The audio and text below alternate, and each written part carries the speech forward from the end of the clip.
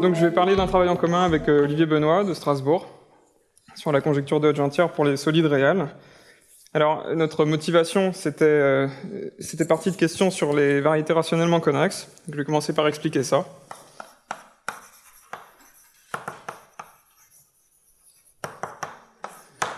Donc on note X, pour l'instant, une variété projective, lisse, rationnellement connexe.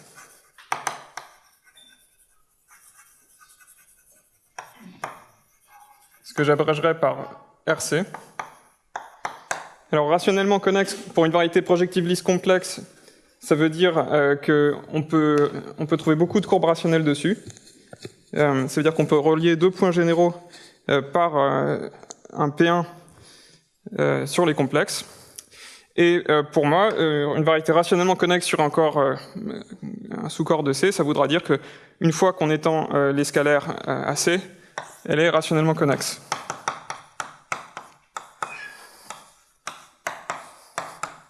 Donc c'est une notion purement géométrique. Alors quand on étudie l'arithmétique des variétés rationnellement connexes définies sur un corps de nombres, quelque chose qu'on cherche à faire notamment, c'est fabriquer des courbes rationnelles définies sur le corps de nombres. Alors c'est un problème extrêmement difficile. On sait faire ça dans quasiment aucun cas. On sait le faire pour certaines surfaces, pour des variétés toriques et puis quelques autres cas, mais c'est à peu près tout. Donc dans l'exposé, je vais regarder une question qui est a priori beaucoup plus facile. C'est pas sur un corps de nombres, mais sur les réels. Alors, et on va voir ce qu'on peut dire dans ce cas. Donc X est une variété projective lisse rationnellement connexe, définie sur R. Et de nouveau, rationnellement connexe, ça veut dire quelque chose sur C. Alors, si on a une telle variété, donc de nouveau, sur les complexes, il y a beaucoup de courbes rationnelles, et on peut se demander s'il y a encore beaucoup de courbes rationnelles définies sur les réels. À ce sujet, on a un très joli théorème de Collar,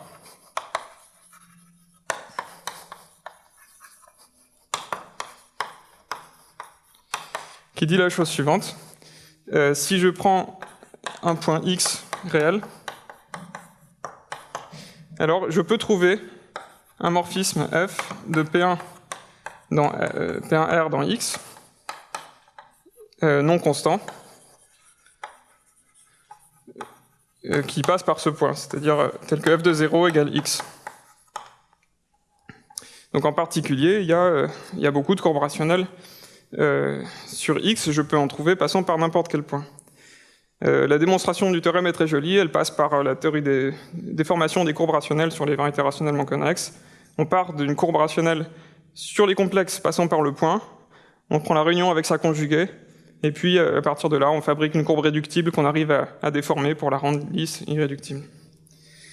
Alors, donc ça nous dit qu'il y a des courbes rationnelles sur X, définies sur R, quand il y a au moins un point réel.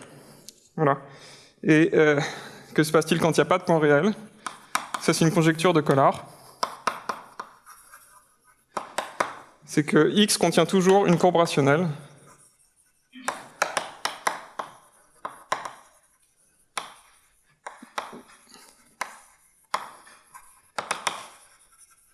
Donc de nouveau, c'est-à-dire même si X de R est vide.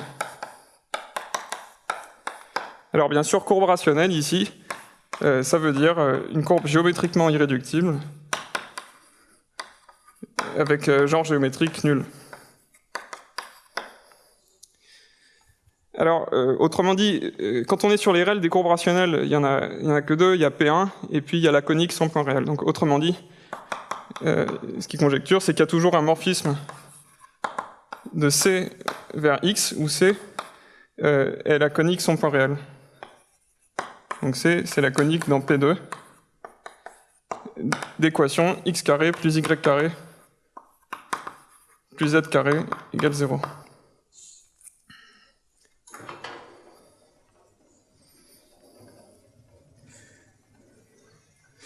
Alors, quelques remarques sur cette conjecture. Donc d'abord, en dimension 2, la réponse est oui, c'est connu.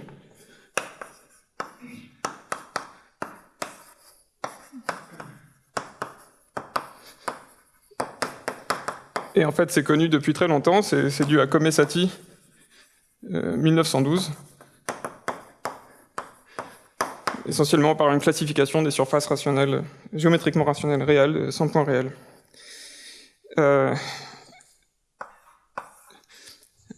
Dès la dimension 3, c'est ouvert, dès les cas les plus simples, c'est ouvert déjà pour les hypersurfaces dans P4 de degré 4.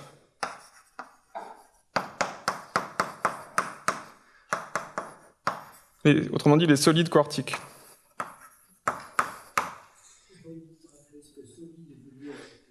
Solide, oui, donc solide, excusez-moi, je rappelle solide, ça veut dire variété de dimension 3. Voilà.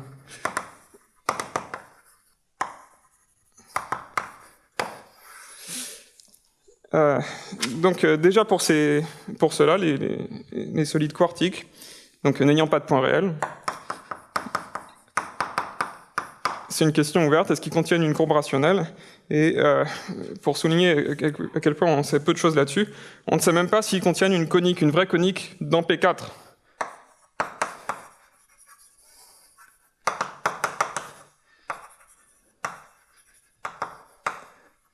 Sur les complexes, il y a beaucoup de coniques contenues dans X. Est-ce qu'il y en a une définie sur R? Même ça, c'est une question ouverte.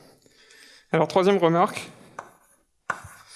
Il y a quelque chose de beaucoup plus fort que ça qui a été conjecturé par Lang dans les années 50. 1953. Donc Lang conjecture que le corps des fonctions de la conique réelle sans point réel, c'est un corps C1.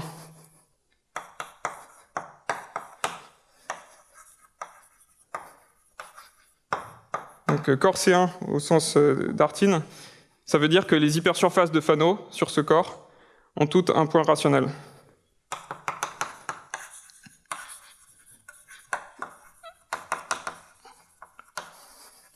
Et en fait, automatiquement, les intersections complètes dans PN de Fano ont un point rationnel aussi. Alors, pourquoi c'est plus fort? Parce que si je prends ma variété X réelle sans point réel, j'étends les scalaires de R à ce corps de fonction. Dire qu'il y a un point rationnel là-dessus, c'est dire qu'il y a un morphisme de C vers la variété de départ. Donc c'est un cas extrêmement particulier, c'est le cas des variétés constantes, définies sur R. Alors, en direction de la conjecture de Lang, on sait que ça, c'est un corps de dimension cohomologique 1, c'est un théorème de Witt. Et au-delà de ça, on ne sait pas grand-chose. C'est ouvert même pour les intersections de deux quadriques dans P4 ou même dans P5.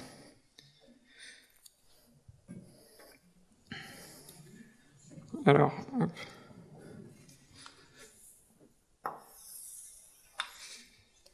Alors, ça, c'est des questions qui se posent quand X n'a pas de point réel. Maintenant, quand X a un point réel, bon, le théorème de Collar dit qu'on peut trouver des courbes rationnelles passant par X, mais on peut quand même vouloir plus que juste des courbes rationnelles passant par un point. Donc on peut poser d'autres questions.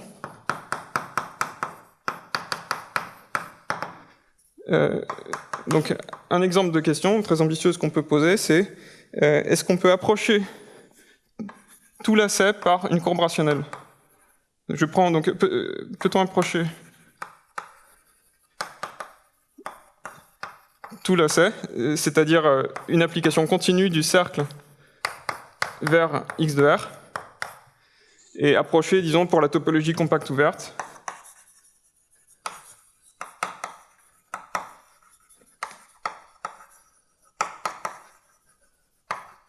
Donc est-ce qu'on peut, si on prend un lacet, est-ce qu'on peut, en le déformant un petit peu, obtenir un fermé Zariski? Donc est-ce qu'on peut l'approcher par le lieu réel d'un morphisme de P1 vers R?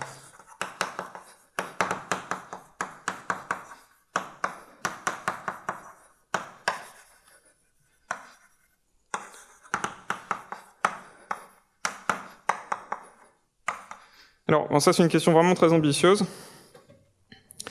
Une question plus facile que celle-ci, c'est est-ce qu'on peut au moins réaliser toutes les classes d'homologie du lieu réel par des courbes rationnelles? Donc, autrement dit, est-ce que H1, donc je regarde le lieu réel, le H1 en bas, coefficient Z sur 2Z, est-il engendré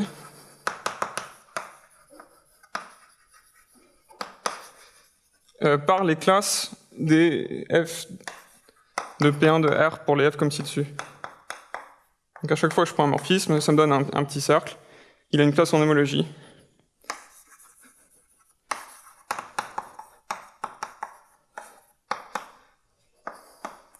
Et bien sûr, une réponse positive à 1 entraîne une réponse positive à 2. Alors,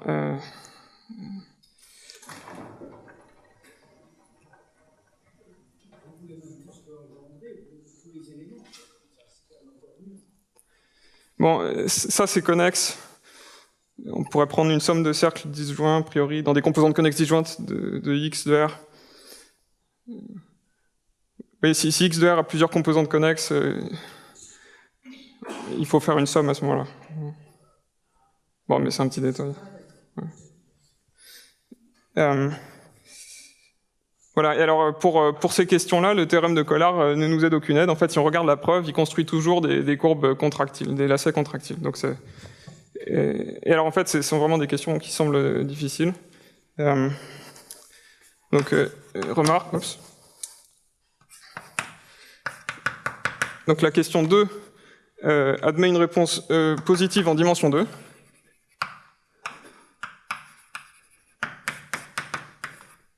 Bon, ça c'est quelque chose qu'on a vérifié. Et bon, la preuve n'a pas vraiment d'intérêt, mais elle est assez délicate parce qu'elle repose sur la classification des types topologiques des surfaces géométriquement rationnelles réelles. Donc bon, il faut regarder tous les cas.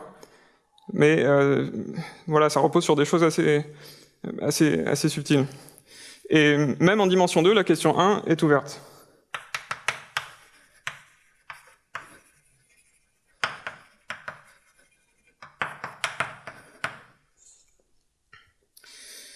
Voilà, donc ça c'est des motivations sur des variétés rationnellement connexes.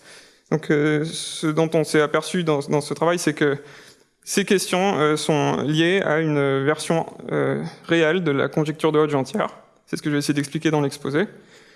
En réalité, plus que ces questions-là, c'est des variantes un petit peu affaiblies de ces questions-là, qui ont un intérêt pour toutes les variétés, pas seulement pour les variétés rationnellement connexes.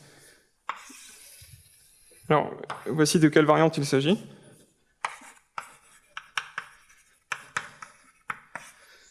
Donc maintenant, je prends X, une variété projective lisse quelconque.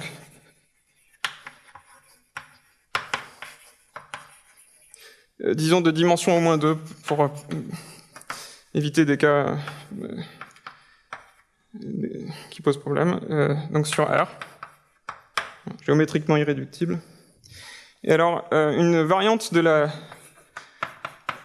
première question, existe-t-il une courbe rationnelle? Alors ici, on ne va pas demander s'il existe une courbe rationnelle, puisque même sur les complexes, il pourrait ne pas y en avoir.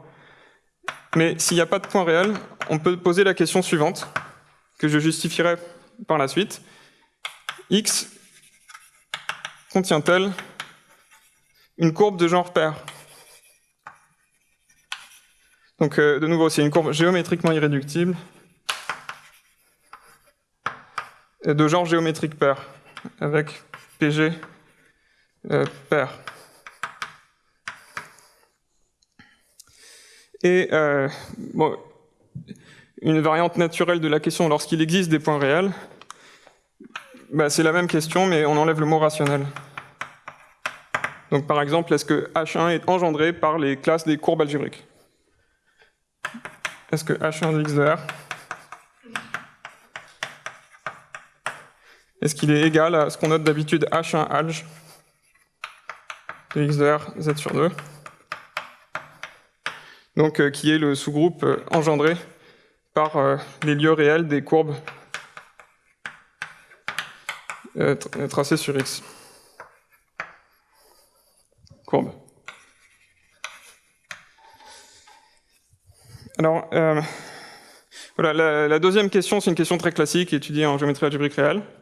La première semble plutôt nouvelle. Et ce que je vais expliquer dans la suite de l'exposé, c'est qu'elles sont vraiment absolument analogues.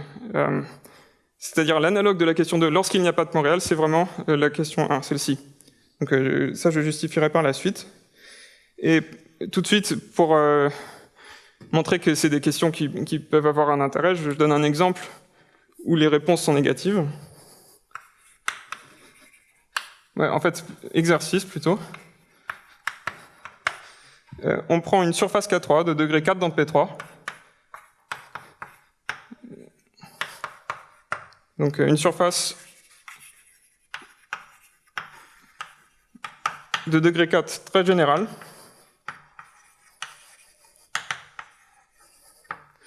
Alors, si, et alors là j'affirme, voilà, si x de R est vide, alors il n'y a pas de courbe de genre pair.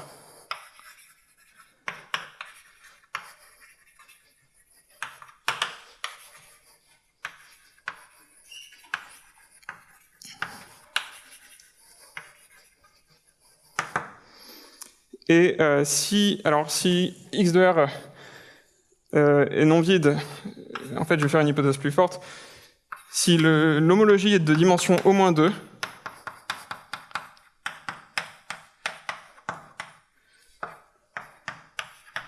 alors eh bien, H1 n'est pas entièrement algébrique.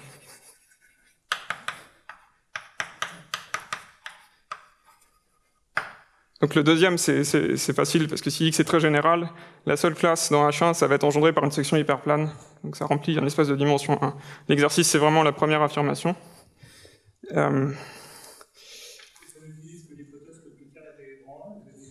Oui, ça utilise ça, oui. Oui, exactement. Non, c'est une surface K3. Enfin, il y a un petit exercice. Ah, oui, oui. Oui, je suis d'accord, c'est ça. Picard de rang 1 engendré par O de 1. Oui. Voilà.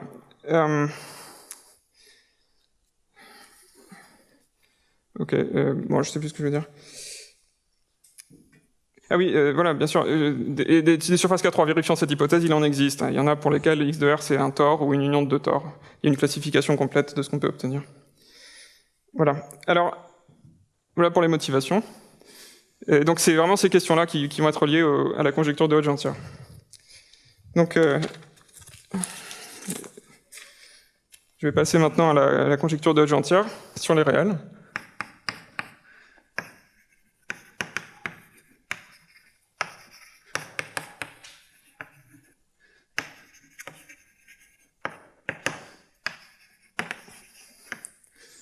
Alors, la conjecture de Hodge, c'est quelque chose qui s'énonce pour des cycles de n'importe quelle dimension, mais je vais m'intéresser qu'au cycle de dimension 1 dans cet exposé. Bon, on peut donner une formulation de la conjecture en n'importe quelle dimension, mais ça ne va pas m'intéresser ici. Alors d'abord des rappels sur les complexes.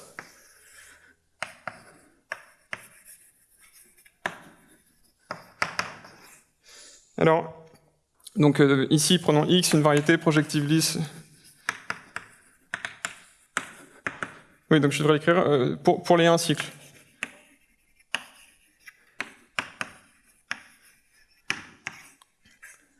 Donc X projective lisse sur C, de dimension D. Alors, ce que la conjecture de Hodge dit, la conjecture de Hodge usuelle, c'est qu'une classe de cohomologie à coefficient rationnel qui est de Hodge est algébrique. Ce que la conjecture de Hodge entière dit, alors ce n'est pas une conjecture, mais c'est la tradition de l'appeler conjecture. C'est pas une conjecture parce que c'est faux, mais donc l'énoncé, c'est le suivant. Donc X vérifie la conjecture de Hodge entière, donc je l'appelle juste Hodge entier, donc sur C. Si l'application suivante est surjective, donc, et puis c'est sous-entendu pour les 1 cycles. Donc je pars du groupe de Chow des 1 cycles, et j'arrive dans le groupe de cohomologie de Betti, H de D-2, donc X de C, Z. Et puis, en fait, oui, excusez-moi, je mets Hodge ici. Donc Hodge, ça veut dire, c'est les classes alpha dans H de D-2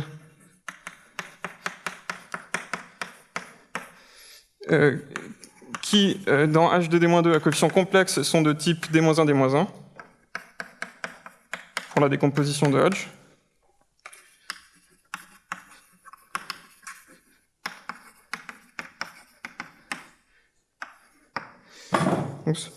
Donc si cette application-là est surjective.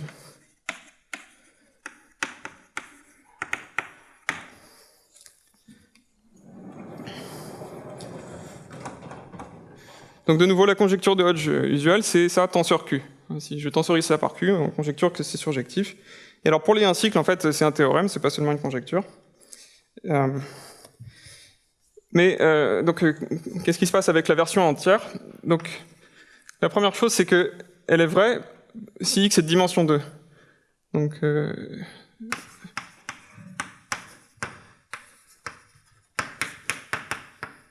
qui se passe, c'est que si X est de dimension 2, on est en train de regarder des cycles de codimension 1, et c'est le théorème 1.1 de Lefschetz dit que la conjecture de Hodge, non seulement il dit que la conjecture de Hodge est vraie en codimension 1, mais il dit même que la conjecture de Hodge entière est vraie. C'est précisément son énoncé.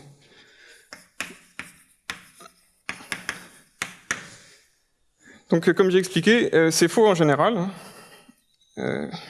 Pour les 1 cycle, le premier contre-exemple, je pense, c'était donné par Collard. Donc, faux pour les hypersurfaces dans P4. Donc, hypersurface très générale de degré 48.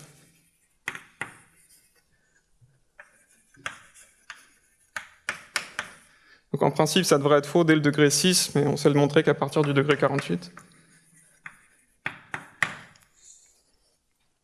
Mais c'est quand même un énoncé qui a un intérêt, parce que pour des classes de variétés dans la géométrie assez simple, on peut vraiment espérer que c'est vrai. Il y a eu pas mal d'activités là-dessus ces dernières années. Et alors notamment, Claire Voisin a démontré le théorème suivant.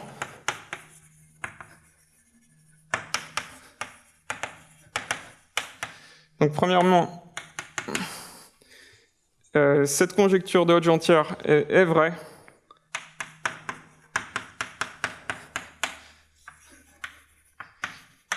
si X est de dimension 3 et est soit uniréglée, en particulier rationnellement connexe, ça marche, soit Calabi-Yau.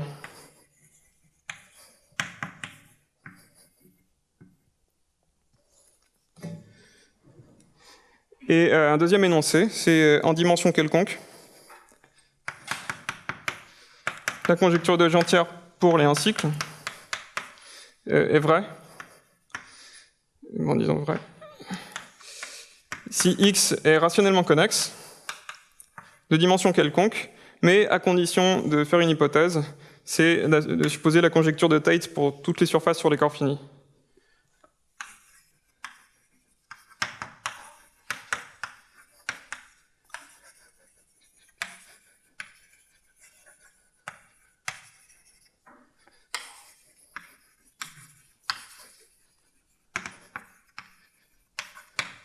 Donc en fait, sur les corps finis, il y a un théorème de Schoen qui dit quelque chose d'analogue pour la conjecture de Tate entière, et par un argument de déformation, elle s'y ramène.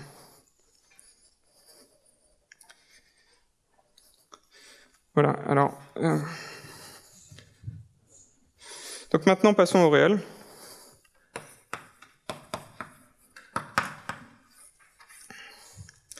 Donc, bon, je reprends X, une variété projective lisse, géométriquement irréductible, de dimension D au moins 2, sur R. Alors on voudrait énoncer un analogue. Donc on regarde cette flèche. Alors à gauche, le groupe de Chow, il n'y a pas de problème. Et à droite, on veut remplacer le groupe de cohomologie de Betti par quelque chose qui garde l'information qui vient de R. Et ça va être la cohomologie équivariante. Alors le groupe en question, donc c'est H2D-2. Alors on regarde l'action du groupe de Galois G de C sur R. Donc c'est Z sur 2Z. Et on va regarder la cohomologie équivariante H2D-2 X de C G. Et là, je vais mettre des coefficients. Alors, il faut que j'explique de quoi il s'agit. Donc, X de C, c'est un espace topologique sur lequel le groupe G agit. Et je peux regarder la cohomologie équivariante sur cet espace muni de l'action de G, de n'importe quel faisceau muni d'une action de G. Alors, le faisceau qu'on veut mettre ici, c'est pas tout à fait Z, c'est Z tordu par D-1. où Z tordu par D-1, ça veut dire c'est le faisceau constant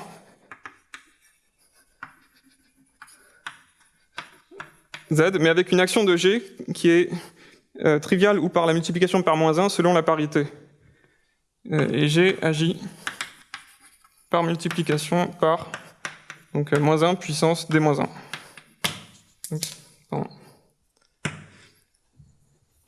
Donc ça, c'est un faisceau muni d'une action de G, et je peux considérer la cohomologie équivariante. Donc la cohomologie équivariante, c'est juste les foncteurs dérivés du foncteur qui, à un tel faisceau, associe les sections globales invariantes. Et si vous préférez la cohomologie étale, si vous tensorisez ça par Z2, vous retrouvez la cohomologie étale, diadique, de X sur R. D'accord ? Ça redonne H2D-2 étale X Z2. Et là, c'est la torsion à la tête, D-1. Voilà, on sait bien qu'il y a une application classe de cycle qui arrive dans la cohomologie étale, donc il y en a une qui arrive ici. Mais on a besoin d'imposer deux conditions, la condition Hodge, et puis une condition topologique. Parce qu'en fait, toutes les classes là-dedans ne peuvent pas espérer être des classes de cycle, il y a une obstruction topologique.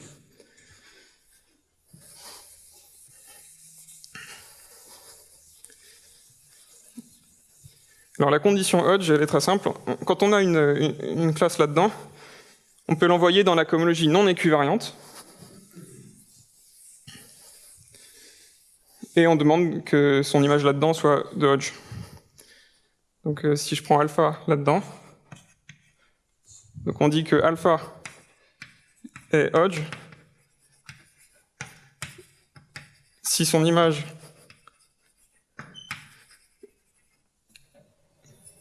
dans H2D-2 non équivariant. Donc là, je mets Z ou Z2D-1, ça ne change rien. Et Hodge au sens précédent. Ouais, bah, ça change pas grand-chose, je peux le remettre. C'est juste que je l'avais pas écrit à droite.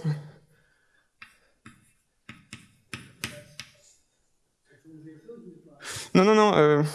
C'est-à-dire que ici, ça change les choses parce qu'on regarde la cohomologie équivariante, donc l'action de G là-dessus est importante. Mais là, Z2D-1 en tant que faisceau, c'est vraiment juste Z. Il n'y a que l'action de G qui change. Voilà, donc ça c'est la condition de Hodge, mais il y a une autre condition topologique qui est importante et que je vais expliquer en un mot. Alors, je peux faire une chose ici, c'est restreindre au lieu réel x de R à l'intérieur de x de C, c'est stable par G. Donc je peux regarder la cohomologie équivariante de x de R à coefficient dans Z de D-1. Et alors, pour la cohomologie d'un faisceau, disons, constant avec une action de G sur un espace topologique sur lequel le groupe agit trivialement, la cohomologie équivariante vérifie une formule de Q-net. Donc ça, en fait, c'est canoniquement la somme des HP de X de R à valeur dans HQ, cohomologie du groupe G, à valeur dans Z de D-1. P plus Q égale 2D-2. Et la cohomologie HQ de Z de D-1, elle est facile à calculer, c'est nul pour un Q sur 2, et pour l'autre, c'est Z sur 2, avec une petite exception où on peut avoir Z. Et si on écrit ça, on trouve ici la somme des HP de X de R, Z sur 2Z,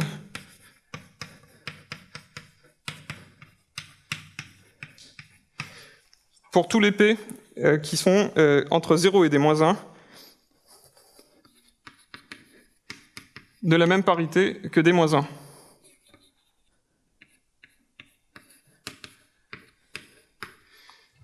C'est-à-dire que D n'apparaît pas, et au-dessus, de toute façon, ça c'est de dimension D, donc il n'y a rien. Alors, je prends alpha ici, j'écris sa décomposition alpha P dans cette somme directe, et la condition topologique, ça va être que tous les alpha P à part le dernier sont nuls. c'est une condition nécessaire pour être un cycle. Donc je vais donner une notation pour ça. C'est h de d moins 2 g x de c z de d moins 1 0. Donc c'est l'ensemble des classes alpha dans le groupe sans le 0, tel que pour tout p différent de d moins 1, alpha p égale 0. Donc ce que j'affirme, c'est qu'il y a une application de ch1 de x vers ce groupe-là, et même, évidemment, avec la condition de Hodge en plus. Donc j'écris Hodge 2d-2 g x de c z de d-1 0.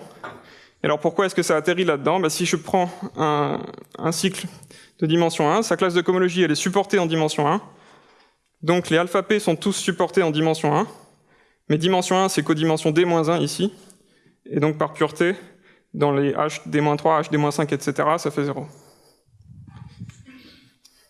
Donc une application comme ça, et la conjecture de Hodge entière, maintenant, c'est la surjectivité de cette application. Donc on dit que Hodge entier pour x sur R vaut si cette application-là est surjective.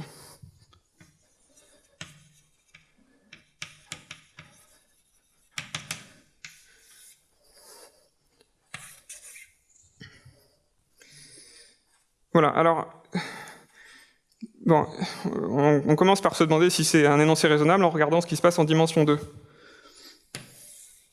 Alors en dimension 2, c'est vrai, toujours. Ça c'est dû à Krasnov, essentiellement. Donc c'est vrai.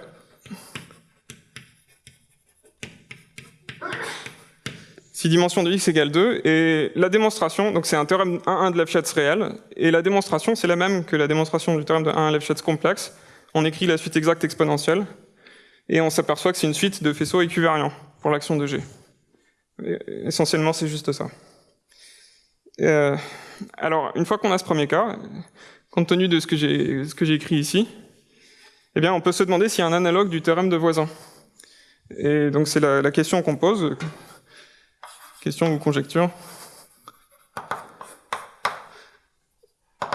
Donc Hodge entier réel est-il vrai si x est comme ici. Donc si x est, disons, soit rationnellement connexe, soit de dimension 3, et uniréglé ou Calabi-Yau.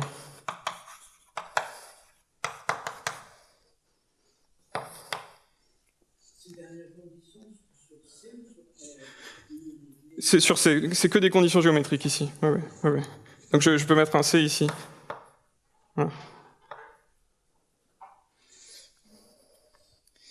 Voilà, alors donc ce que je vais expliquer dans le reste de l'exposé, donc d'abord je vais expliquer le lien avec les motivations.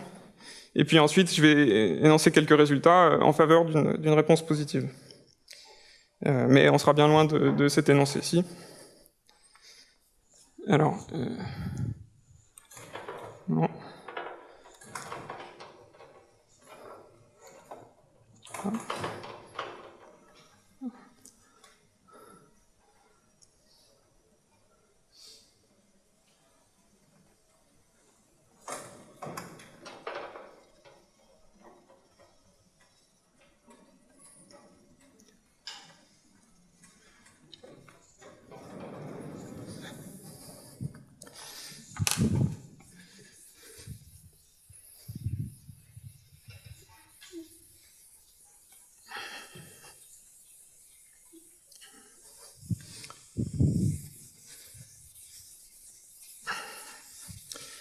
Donc d'abord, je vais expliquer le lien avec les questions sur les courbes de genre pair et puis l'homologie du lieu réel.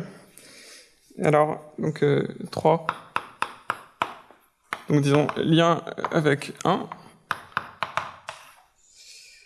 Alors on va prendre donc comme toujours x sur R, projective lisse de dimension d au moins 2. Et alors, on va regarder la chose suivante. On a CH1 de x. Ça s'envoie, comme on a vu, vers h de d-2 équivariant de x de c z d-1 avec la condition topologique. Je peux aussi regarder le groupe de Tchau des 1 cycle sur x sur les complexes. Lui, il s'envoie vers h de d-2 non équivariant de x de c à coefficient z ou z de d-1 si on veut. Et alors il y a une application norme ici, ou image directe. Et c'est formel, il y a aussi une application image directe ici, norme.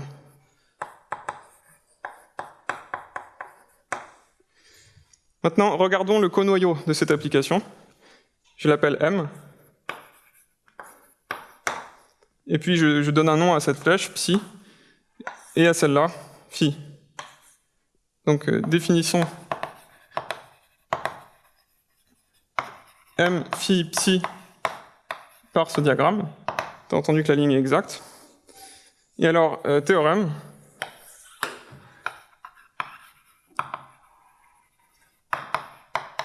C'est le théorème 1. Je suppose en plus que la variété est simplement connexe, ou presque. Supposons que le pien abélianisé de x de c, disons, soit trivial. Alors, je peux identifier M et phi, et de la façon suivante.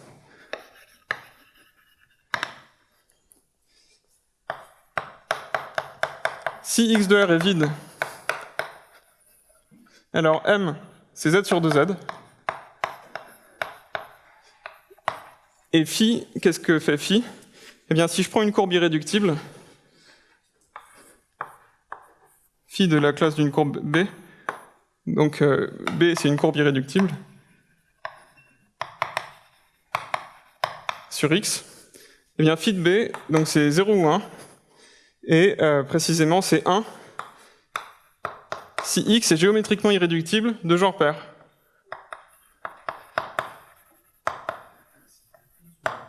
Ah, merci, oh, désolé. Merci. Si B est géométriquement irréductible avec PG pair. Et c'est 0 sinon. Autrement dit, on détecte le genre, la parité du genre, qui était exactement ce qu'on voulait, à travers la classe de cycle dans cette cohomologie équivariante. Et non seulement ça, mais en plus, c'est la seule obstruction à ce que la classe de cohomologie soit une norme. Et si x de R est non vide, alors M, c'est précisément le H1 en bas de x de R, coefficient z sur 2z.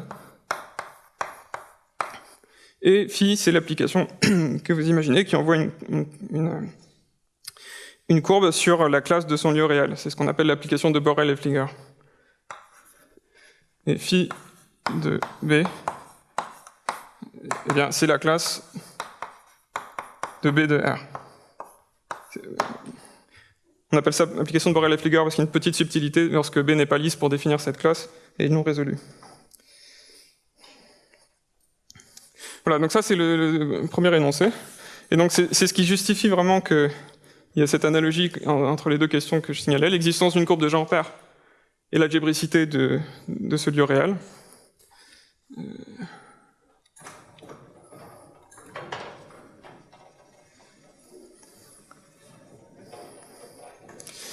Alors déjà, cet énoncé a des corollaires immédiats pour les surfaces, puisque maintenant, comme j'ai expliqué par Krasnov, on sait que la conjecture de Hodge entière réelle est vraie pour les surfaces. Donc maintenant, si on regarde le diagramme, prenons une surface telle que h2 de x au x égale 0. Autrement dit, il n'y a pas de condition de Hodge. À ce moment-là, la conjecture de Hodge entière pour x, c'est la surjectivité de la flèche ici.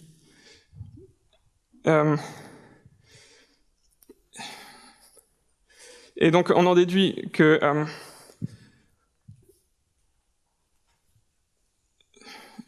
Si π1ab de x de c est nul, comme l'application psi est surjective, je peux relever 1 en une classe, et par la conjecture de Hodge entière, je peux relever cette classe en un cycle algébrique. Et ce cycle algébrique, d'après le théorème, sera une courbe de genre pair. Donc on a un corollaire immédiat. Donc corollaire 1. Donc si en plus, donc si dim de x égale 2, et h de x ou x égale 0, et π1 ab de x de c égale 0, alors, comme conséquence de ce diagramme et du théorème de Krasnov, eh bien donc, si x de R est vide, x contient une courbe de genre pair,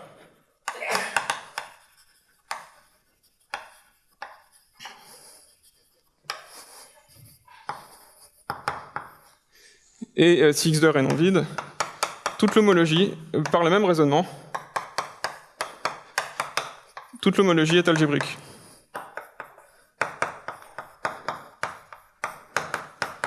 De nouveau, la flèche verticale du milieu est surjective, et psi est surjective, donc phi est surjective. Voilà.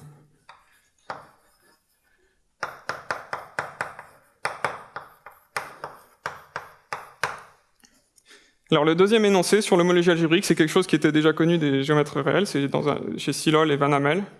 Le premier semble nouveau. Alors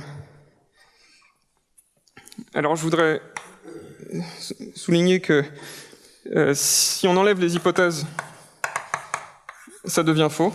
Donc si on enlève... D'abord, si on enlève h de x ou x égale 0, ça j'ai déjà donné un exemple avec la surface K3. Si on enlève h de x égale 0. Ou aussi, si on enlève l'hypothèse π1 ab de x de c égale 0. Alors on peut faire des exemples. Pour le premier, on peut faire des exemples de surfaces de Campbell-Daly, c'est des surfaces de type général qui ont un gros groupe fondamental abélien, pour lesquels il n'y a pas de courbe de genre pair. Et pour le deuxième, il y a des exemples dans la littérature, chez Mangold et Van Hamel, des surfaces Henriques, pour lesquelles x de R n'est pas orientable. Et à ce moment-là, ils montrent que le H1 n'est pas entièrement algébrique. Donc, surface de Campbell-Daly, plus Henriques. Donc ça, c'est Mangold et Van Hamel.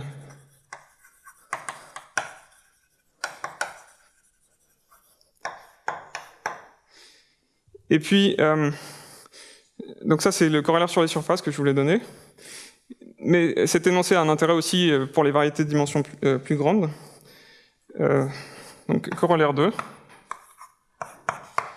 Maintenant, je prends x de dimension quelconque, mais je suppose, encore une fois, que h2 de x ou x égale 0. Je suppose encore que π1 ab de x de c est trivial. Donc c'est le cas, par exemple, si x est rationnellement connexe, les deux hypothèses. Et je suppose aussi que la conjecture de Hodge entière est vraie sur les complexes.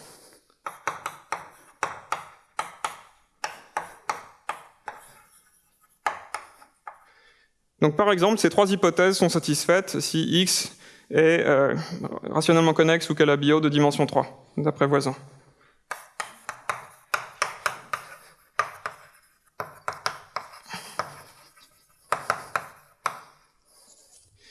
Bien, et alors maintenant, je regarde le diagramme. Je sais que la flèche verticale de gauche est surjective. C'est la conjecture de Hodge entière, sachant qu'il n'y a pas de condition de Hodge. Et j'en déduis que la flèche verticale de droite est surjective si et seulement si phi est surjective. Autrement dit, la conjecture de Hodge réelle est équivalente aux propriétés qui nous intéressaient. Donc équivalente à vrai, si et seulement si. Ah.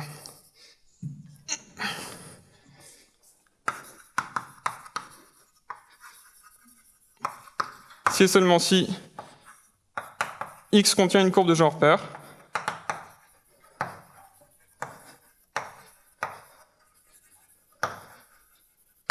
ça c'est lorsqu'il n'y a pas de point réel. et si H1 est entièrement algébrique lorsqu'il y a des points réels.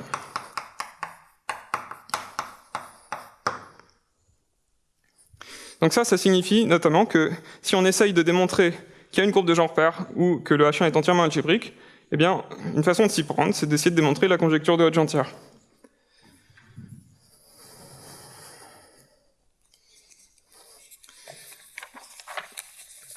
Alors, c'est ce qu'on a essayé de faire, donc. Et je vais maintenant énoncer ce qu'on arrive à faire dans cette direction.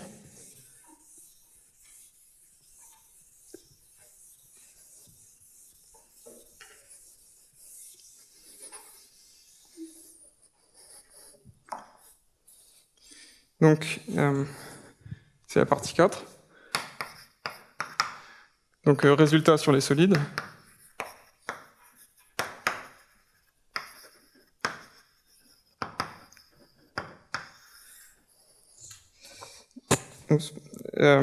Alors, donc on voudrait un analogue du théorème de Voisin.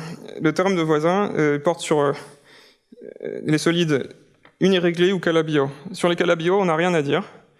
Et sur les uniréglés, eh bien, a priori, il y en a de 3 sortes si on applique le programme des modèles minimaux. Il y a les Fano, les fibrations en conique sur une surface et les fibrations en surface de Del Pezzo sur une courbe. Dans chacun des cas, on peut dire quelque chose. Donc théorème 2, ça concerne les Fano. X, Fano lisse de dimension 3. S'il n'y a pas de point réel, alors on arrive à démontrer la conjecture de Hodge entière réelle. Et d'après ce que je viens d'expliquer, ça signifie, c'est rien d'autre qu'il existe une courbe de genre pair.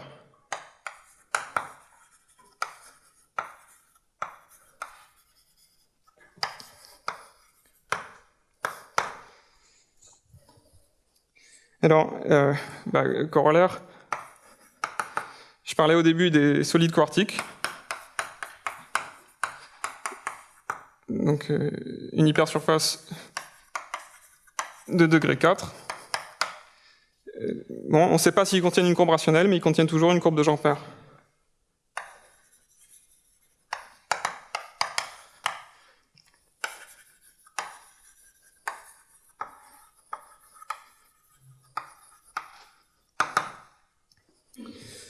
Alors ici, j'ai fait le choix de ne pas discuter les preuves en détail, je voudrais essayer de raconter une autre petite chose après. Je vais simplement dire que ça, c'est le seul énoncé pour lequel on arrive à adapter la stratégie que Voisin utilise pour démontrer son théorème. Donc en fait, Voisin utilise vraiment l'étude de la théorie de Hodge, partant d'un tel x, mettons que moins kx soit très ample, on coupe par des sections hyperplanes, et on essaye de fabriquer, donc on veut montrer la conjecture de Hodge entière, ça veut dire qu'on veut fabriquer des courbes dans X. On essaye de les fabriquer dans des sections hyperplanes, et pour ça, les sections hyperplanes, ce sont des surfaces. D'après le théorème 1 de Lefschetz réel, il suffit de fabriquer des classes de Hodge sur ces surfaces, et toute la preuve passe par une étude de la théorie de Hodge, c'est-à-dire il y a une variation de structure de Hodge quand on fait varier l'hyperplan, et si on arrive à attraper suffisamment de classes de Hodge comme ça, on arrive à démontrer le théorème. Donc ça, c'est ce que Claire Voisin fait pour démontrer son théorème en toute généralité. Il y a un critère, et ensuite il y a la vérification que le critère s'applique. La vérification est extrêmement compliquée. En général, on est incapable de l'adapter sur les réels, il y a des problèmes topologiques.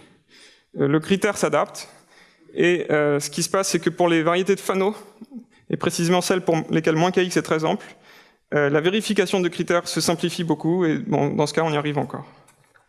Donc, c'est tout ce que je dirais ici. Donc, idée, adapter la preuve de Voisin. Donc, théorie de Hodge.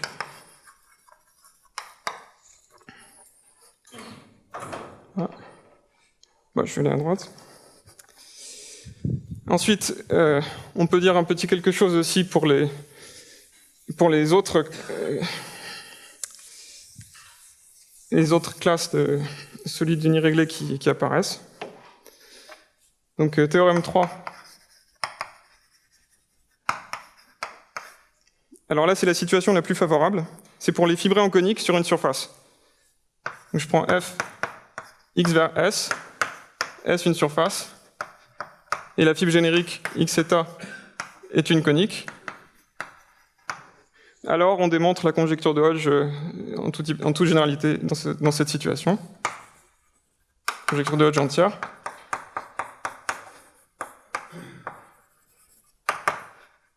Et on peut faire un tout petit peu plus précis lorsque la base est P2. À ce moment-là, on peut même répondre par l'affirmative à la question de l'approximation des lacets par des courbes rationnelles. On peut approcher les lacets sur x de R par des courbes rationnelles.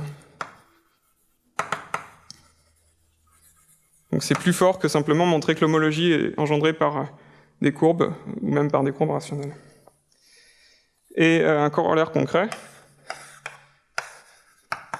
c'est si je prends maintenant une hypersurface cubique, un solide cubique,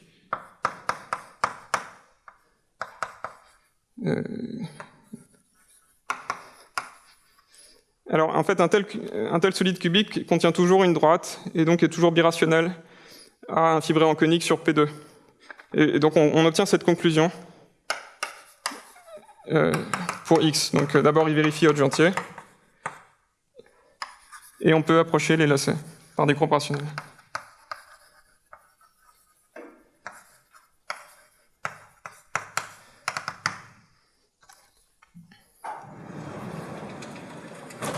Oups.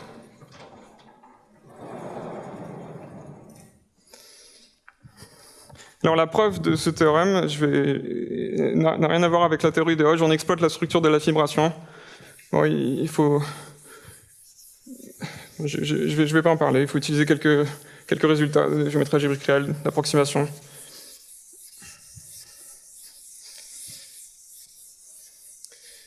Troisième énoncé, c'est pour les fibrations en surface de Del Pezzo.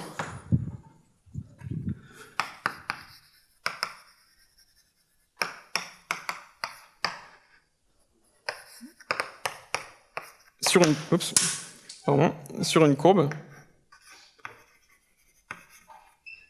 La fibre générique, donc, c'est une surface de Del Pezzo de degré delta. Alors là, les résultats sont plus parcellaires. On arrive à montrer Hodge entier. Si delta est 3 ou au moins 5,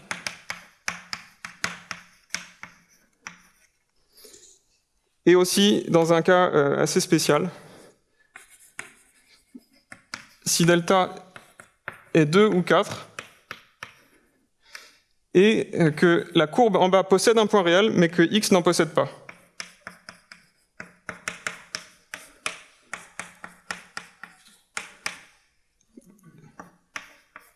Voilà. Bon, la preuve repose encore sur l'exploitation de la structure de fibration, plus sur un résultat qui était dans un article précédent avec Hélène Hainaut, sur l'algébricité de l'homologie des mauvaises fibres. Voilà, et je ne vais pas non plus en parler. Alors, j'ai plus que 5 minutes pour faire un commentaire maintenant sur les degrés des courbes qui peuvent apparaître dans les conclusions de ces énoncés. Alors comme j'ai dit, pour les solides quartiques, on ne sait même pas s'il y a une conique dedans. Évidemment, s'il y en a une, ça donne une preuve beaucoup plus simple, qui ne passe pas par la théorie de Hodge, si on peut l'exhiber. Et alors il y a un fait général, quand on est sur les complexes, si on essaye de montrer la conjecture de Hodge entière, mettons pour les 1 cycle, pour une famille de variétés, paramétrée par une variété, une famille limitée, eh bien, si on arrive à le faire, alors automatiquement on arrive à le faire avec des courbes dont le degré est borné par la géométrie. Donc ça, c'est une petite remarque que je voudrais faire à la fin. Ah, ça doit être là-bas.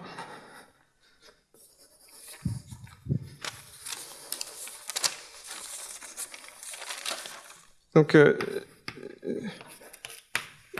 courbe de degrés bornés.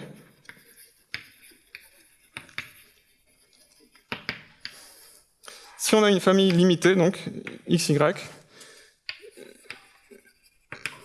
famille de variétés projectives lisses, et mettons pour simplifier avec H2 des fibres O égale 0 pour qu'il n'y ait pas de condition de Hodge. Alors, donc, comme je viens de dire, c'est un fait complètement général que si on arrive à démontrer la conjecture de Hodge entière sur les complexes pour toutes les fibres, alors on sait la démontrer en n'utilisant que des courbes de degrés bornés par rapport, dont la borne ne dépend que de cette famille. C'est un fait général qui utilise par exemple les schémas de Hilbert ou des choses un peu formelles. Alors on pourrait se dire, est-ce que la même chose est vraie sur les réels? Et si oui, est-ce que ça pourrait pas aider à simplifier certains des énoncés? Et alors en fait, la même chose est complètement fausse sur les réels. Alors, ce qui est vrai, c'est la chose suivante. C'est un fait. C'est l'énoncé Hodge entier vaut pour toutes les fibres. Hodge entier réel vaut pour toutes les fibres. Au-dessus de point réel. Avec des courbes de degrés bornés.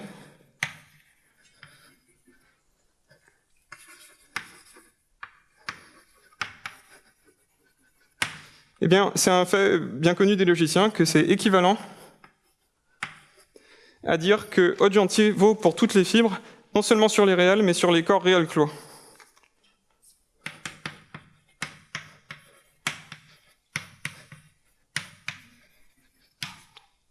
Vaut, donc pour tout Y, un point de la base à valeur dans R, où maintenant R est un corps réel clos. Alors je rappelle, un corps réel clos, c'est un corps dans le groupe de Galois absolu, Z sur 2. Il partage beaucoup de propriétés avec les réels, mais sauf en général la propriété d'archimédianité. Et maintenant, donc on peut. Alors, j'ai pas précisé ce que ça voulait dire ici. Bien sûr, il y avait la cohomologie du lieu des points complexes qui intervenait. On ne peut pas faire de cohomologie singulière, mais il existe des analogues, la cohomologie semi-algébrique. Et si on utilise ces analogues, tout a un sens. Et alors, on peut se demander donc à chaque fois que j'ai dit que quelque chose était vrai sur les réels, si c'est encore vrai sur un corps réel clos. Et bien, ça dépend.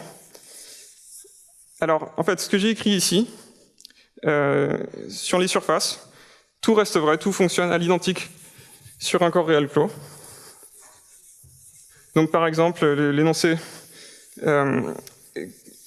que sur les surfaces simplement connexes de genre géométrique nul, il y a toujours une courbe de genre pair, eh bien, on obtient automatiquement qu'on peut même choisir la courbe de degré bornée en fonction de la géométrie.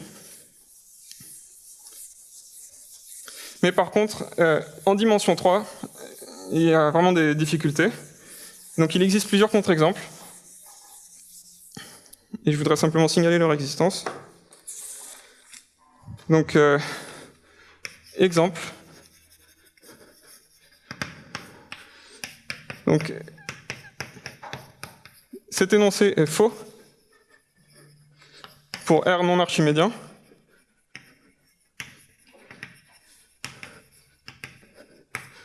Dans au moins 3 cas.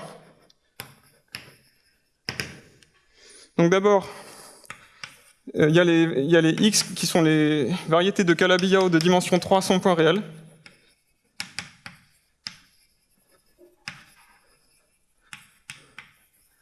Ça, c'est un exemple qu'on construit.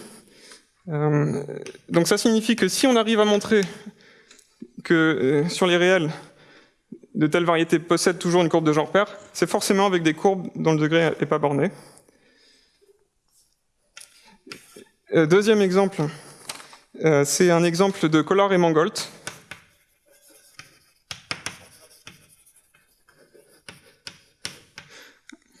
Ah, excusez-moi, en fait, je vais mettre un ici.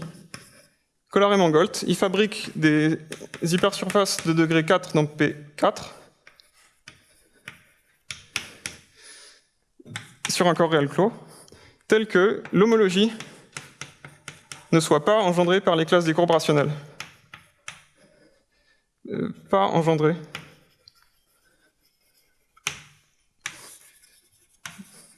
par les courbes rationnelles. Ce qui veut dire que si on arrive à répondre par l'affirmative à la question de départ sur les réels pour ces variétés-là, eh bien c'est forcément avec des courbes de degrés non bornées. Bon, mais cela dit, on n'y arrive pas.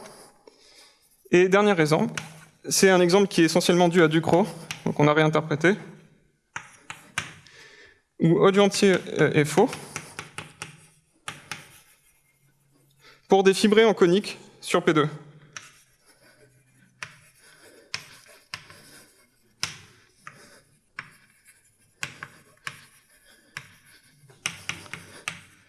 Qui possèdent un point réel. Oups, pas les vrais réels, sur un corps réel clos. On n'a pas d'exemple sans point, qui possède un point.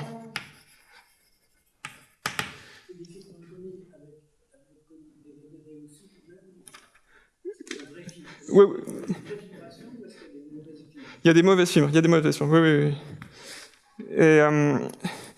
Et donc ça signifie... Alors, et là, on avait le théorème 3 qui disait que précisément pour ces variétés-là, ça marche, c'est vrai sur les vrais réels. Donc ça signifie que la preuve du théorème 3 fabrique des courbes de degrés non bornées, et c'est une nécessité. Voilà. Ce qui reste ouvert, c'est pour les variétés rationnellement connexes de dimension 3, quand il n'y a pas de point réel. Là, par exemple, pour les solides quartiques, on ne sait toujours pas si les courbes de degrés bornées suffisent ou non. Voilà. Je m'arrête ici. Merci beaucoup.